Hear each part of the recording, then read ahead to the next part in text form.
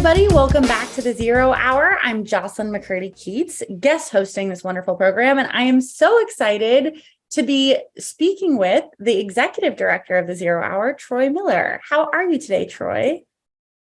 I am doing well. All things considered, it's unfortunate that Richard's not here, but it's a pleasure to be here with you in lieu of him. So, thanks for inviting me to the program here. Thanks for inviting me to invite you. This is like very meta and wonderful. So I would like to just start out this conversation with header, why you should be less afraid of AI and more afraid of capitalism. Troy and I were just having a wonderful discussion about how artificial intelligence and all of its various factions has the American worker in a panic, and that's justified, but we're all afraid of the wrong thing, right?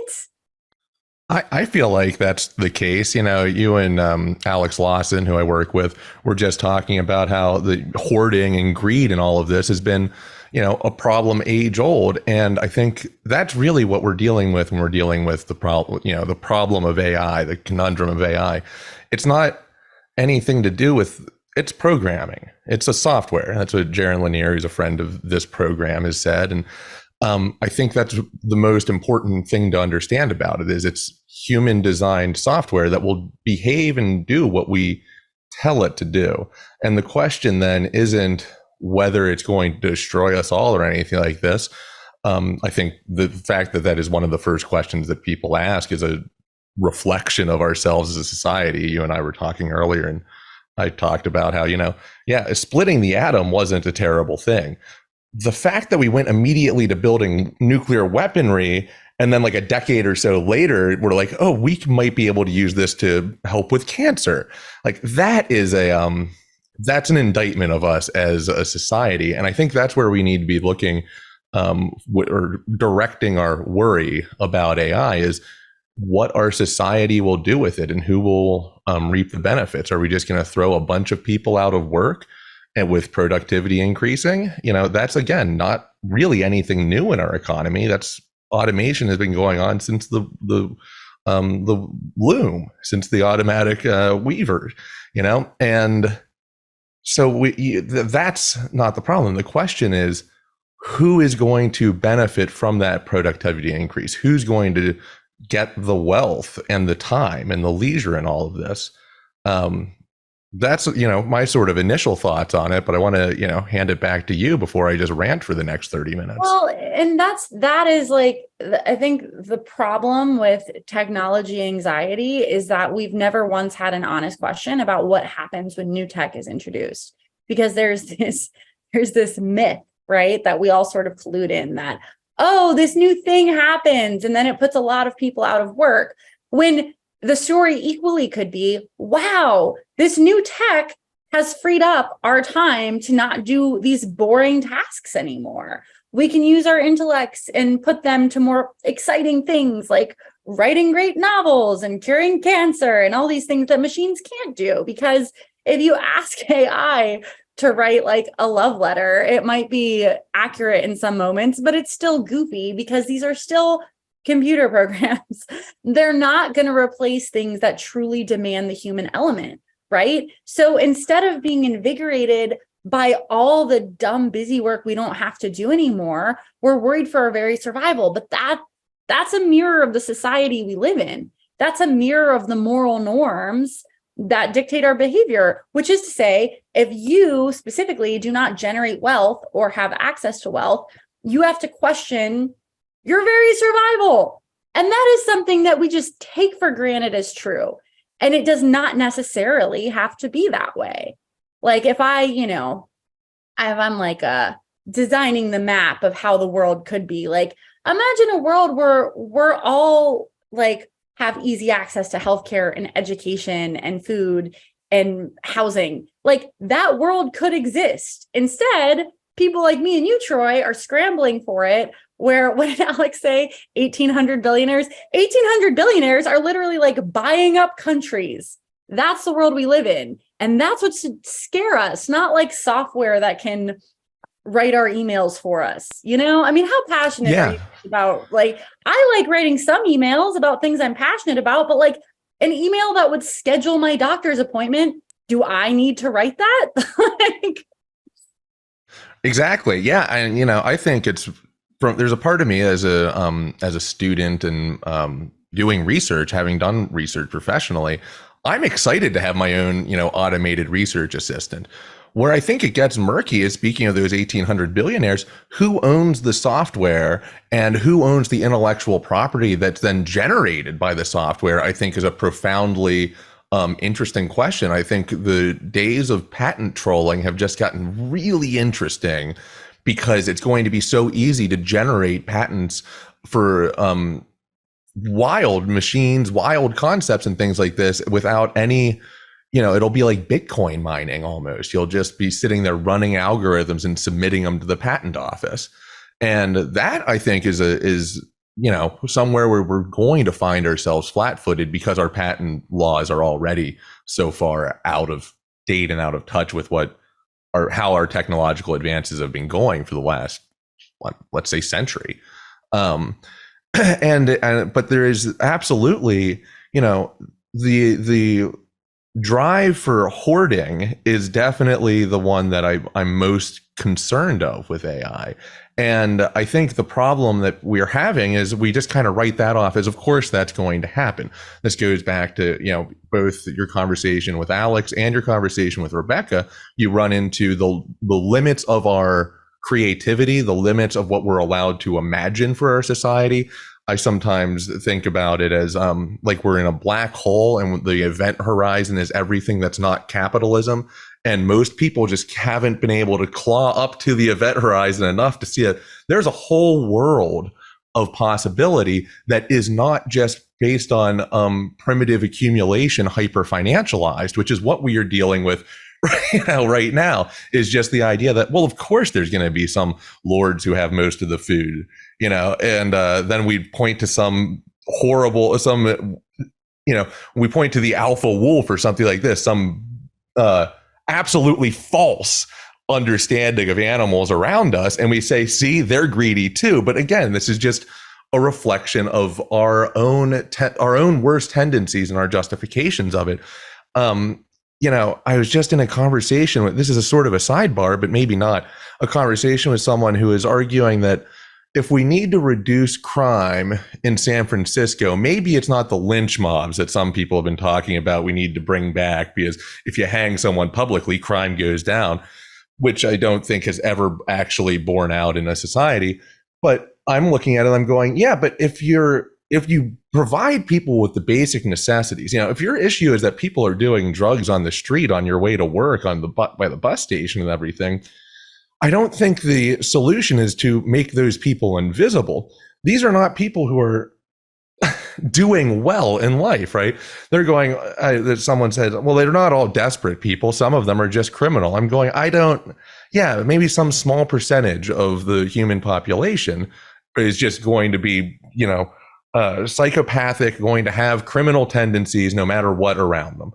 But I don't think really anybody, given the choice of doing drugs by the bus stop while everyone else is going to work, stepping over you and treating you subhuman, chooses to do that. So what do we do? What can we do as a society? Well, maybe AI can help us distribute the resources, or distribute, with housing algorithms, for instance. We haven't been able to consider the fact that we might be able to place a lot of people in homes and actually, even for the neoliberal market worshippers, approach that market optimum without burying or rising the prices of things like this through AI computations. No, instead, what's going to happen is Zillow or any of these other Realtor.com, any of these other ones are going to use AI to make sure they can extract the most out of the system, both literal rent and the more conceptual economic rents, all the money that just doesn't need to be extracted out, but is going to be extracted out if someone can. I went pretty far afield there. And so I want to, I hope you rein me back in, because the conversation about no, but I think that it's interesting because as you're talking, I'm thinking that the actual philosophical question behind all of this, which is when I think about almost constantly is, what is labor for, right? And under the system we live in, the value of a person's labor is determined by how much wealth it can create for the 1%. So teachers, therapists, social workers, care workers are undervalued for a couple of reasons. The first one, these are jobs traditionally have been done historically by women. And two, they don't provide any value for guys like Jeff Bezos. So these are underpaid professions. Meanwhile, any skill set that could be valued to the military industrial complex, to the billionaire class, is like a relatively well-paid salary. But I think if we want to have a conversation about AI and like what it actually does, like, let's be honest about what these programs actually do.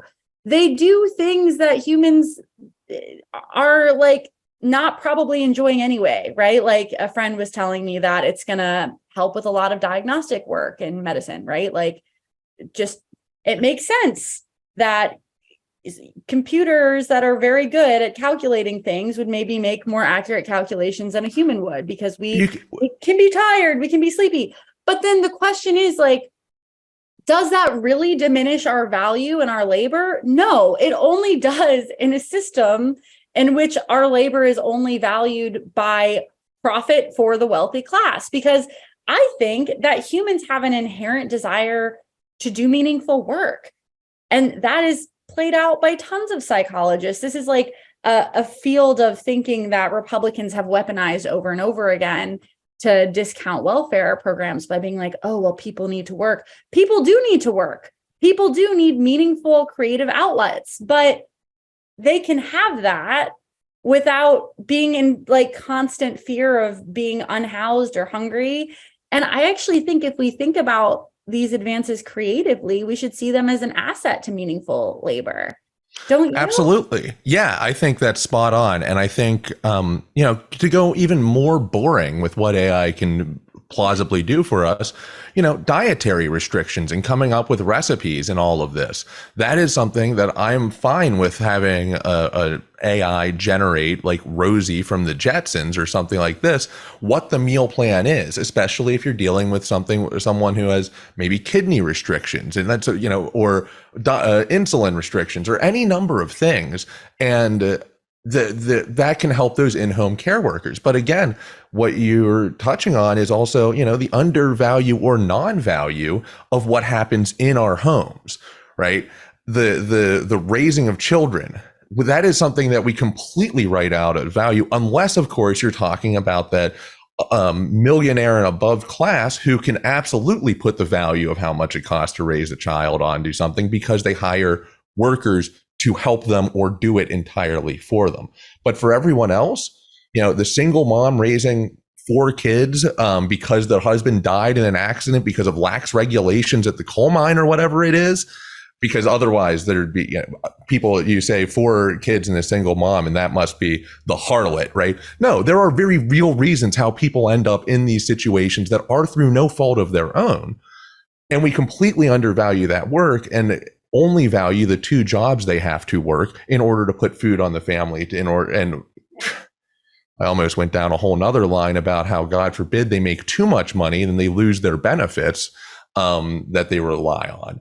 But there is all sorts of places where AI can help in these capacities.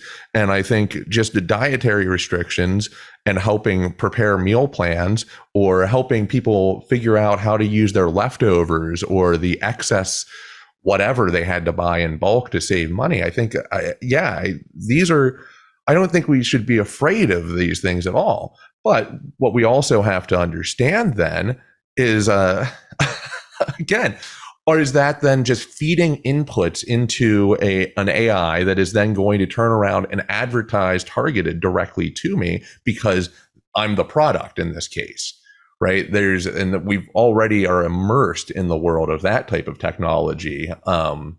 There's so much on the internet that is just simply, why is it free? This very convenient tool. Oh, it's because you're actually the product. Your data, every input that you're putting in there is actually the product for the people behind the scenes. And now people are aware of this with Facebook and Twitter. And although I guess Twitter, as Elon burns it to the ground and shows us how savvy the billionaire class is at just evaporating wealth, it's no longer on that same method of harvesting your data in order to make money. They've just decided they're going to lose money, I guess. For what it's worth, Twitter has become an absolute cesspool, and I still use what I'm calling now the free trial version, because I'm not paying a billionaire to use what was the free trial before. But and speaking of Elon, I can go somewhere with this. Speaking of Elon and his ilk, they're so concerned about AI, and it's amazing to watch them twist around from saying the words, we need regulations and guardrails on this, because they all are saying this is the end of the world, this is blah blah blah blah blah, but then they have to be like, well, we need to come up with some rules of the road, and you're like, what you're talking about are regulations, the things that you said would destroy the innovation if we put any of these things on you. But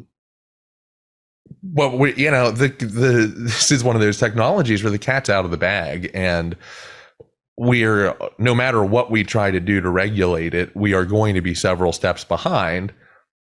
So we should prepare for that. I have not personally used any of the ChatGPT functions or anything like this. The last AI I engaged with was one of the image creators back at the end of last year, which is a very different game than what is going on now. But I'm also not worried about falling behind from the technology. It's such a wild west of people putting inputs into these things and generating and really pushing the limits of what these softwares can do in their attempt to mimic humanity. I will sidebar quickly on that to say it is profoundly disappointing to me how many people seem to think our humanity is so easily programmable. And one of the things I don't think we'll lose is I play music. Richard's also a musician. I am of the school where, a perfect performance is fine. Technically perfect, played the sheet music, absolutely, and all of this. But I'm much more into the improvisational aspects of music, where the well-placed mistake, the well-placed accident, can often yield some incredibly beautiful or just artistic, creative, something new. And so I'm not concerned about AI generating every possible composition musically. And I think somebody already did this several years ago, and they copyrighted every possible melody, so that people can't do the copyright trolling on that anymore. But I'm not worried about somehow AI replacing a group of musicians. The only group of musicians that should be worried about it is the Chuck E. Cheese animatronic ones, these various ones. But other than that, and the same thing goes for the way when I research, I'm looking forward to being able to ask it to pull all of the extant articles on a particular body of research. I will probably still also go to journals and handle things in person, because you never know what's on the next heading, the next article that you weren't looking for, that might actually change the way you were approaching the research to begin with, right? Again, I think the people think they don't see the beauty in our flaws, I guess, would be how I summarize it. And I think that's profoundly sad for a lot of these people, especially because many of them, like Elon, are the ones who are like, we're going to build a space colony. I'm not going to spend any money housing or feeding anyone here on Earth, but trust me, the space colony on Mars is going to be great. Well, and it also goes into like the inherent problem here of the society we live in, is that it's like you're saying, Troy, like we have started to find meaning in our hierarchies instead of meaning in our connections. And that's a big problem. That's a great way of putting it. Yeah. So it's like, I am meaningful because I'm more successful than other people, or I'm more attractive, or more this or more that, whatever. When like that does not necessarily need to be where we find meaning. we could just as easily find meaning and collaboration and care and connection with one another. And in fact, psychologically, that not only is how like our brains are geared to work, compassion and love is the greatest technology we have. It's why we were able to survive predators and deserts and all these other crazy things that existed long before indoor plumbing. We survived with collaboration. And it's deeply ironic, or maybe just sad, that now that we have forgotten how to collaborate, we may end up destroying ourselves because we weren't meant to be hoarders. We weren't meant to be conquistadors. That's not a healthy way for us to live. Right. And I want to go back to what you were saying about the hierarchies, because it's very much in line with what David Graeber was writing about, may he rest in peace, in his book BS Jobs, bullshit jobs. We are FCC compliant, and I know that because as the executive producer of this program. But there's so many jobs, and academia is rife with this, right? Of the middle managers and the fiefdoms that people create, where the assistant dean has to have a top secretary who has their own secretary, and you just create this bureaucracy that starts looking awful feudal. And the only reason for most of it is so that the person at the top knows they're at the top. And I think this is where you're seeing a lot of anxiety from the Wall Street types and the other, all of these types who are reliant on knowing their worth based on how many people are working under them. And AI can not only replace a lot of those people under them, but they can replace the person at the top who is actually only existing there to make the CEO more important, all of the president of the university, whoever it is. But I think this is where people are getting, I think you think you're spot on, that AI causes anxiety because of the ability for it to break down some of these hierarchies, and the forced confrontation of how useless and how much economic waste, not to talk in the pure libertarian economic market theory, all of this, but like, these are the people who should be most excited about AI, because you're going to cut out a lot of waste. Now, what is already happening and should terrify everyone is that likewise, insurance companies are going to cut out even the people who were doing the calls to deny your claims. Even the doctors who are supposed to review the file for 2 seconds before they deny your claim, the AI can do it like that. And if the insurance companies are allowed to do that, they will automate that so quickly, and we'll hear nothing but the sound of our co-pays and everything being sucked into their coffers, and Stephen Helmsley getting a 12th, 15th, 16th golden yacht with a mansion on it, and people dying faster than ever because their claims have been denied, and no real recourse because we won't necessarily be able to look into the black box of the algorithms, the proprietary AI algorithms that they will choose to use to maximize their profits. That is what we have to be afraid of, is the ways that that AI will be weaponized to maximize profits at the expense of whom? All of us. It's a capitalism problem. You opened the conversation with that, and I think it's spot on. And I think, in closing, because I could talk about this for hours. I think we both could. So, but in closing, I just want to say, with the anxiety we're all feeling, like, again, remember what you're actually anxious about, because that anxiety will fuel us to organize and to collaborate and do mutual aid and political action and all those things. And they want you to be afraid of the technology instead of the power structure, because wow, right.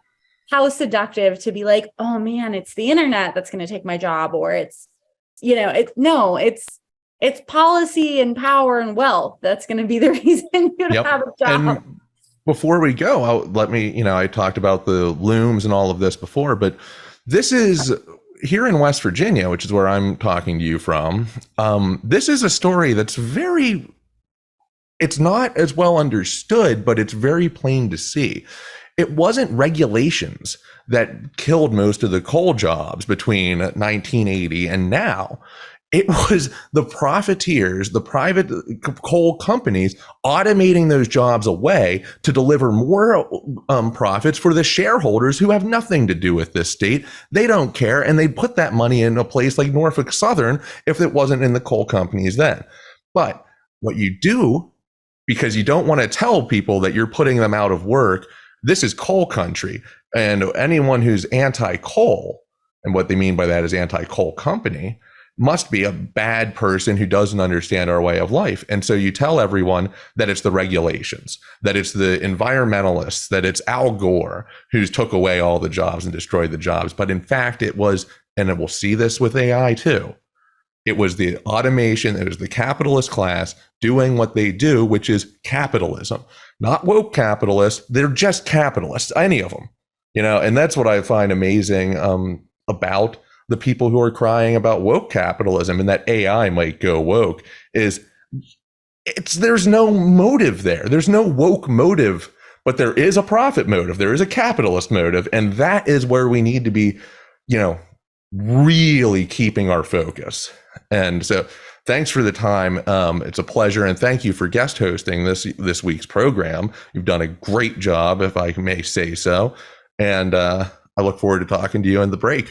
I was about to say, thank you so much, Troy. And thank you everyone for joining us here at the 0 Hour. We'll be very happy for RJ to be back, but I will miss you guys and hopefully we'll all be together on here. Have a lovely weekend.